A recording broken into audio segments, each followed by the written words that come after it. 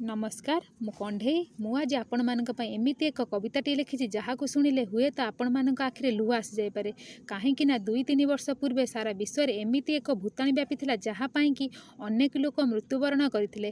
ताकू नै मु छोट कविताटी लिखिछि, केमिति लागुछि कमेंट माध्यम रे जणाइबे।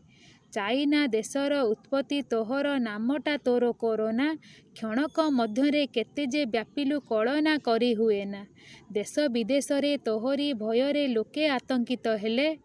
कोरोना रोग को स्वास्थ्य संगठन कोविड-19 नाम देले। ओहान सहर रे निमोनिया भली रोगटी चिन्हट हेलु। दिन को दिन भूताणु पूरा चीन सहर को व्यापी गलु। 20 मसीहा जानुआरी मास भारते चिन्हट हेलु। अल्प दिन रे सारा पृथ्वी को संक्रमण करी देलु। पृथ्वी पृष्ठरे घरे घरे पशि आतंक तु खेलाइलु। केते लोकंकर पोक माछी भली जीवन तु नेई गलु। माँ कांदे तार पुओ को हराई, स्त्री कांदे स्वामी पाई। 2-3 वर्षे केते प्राण नेलु कलना ताहार नाही।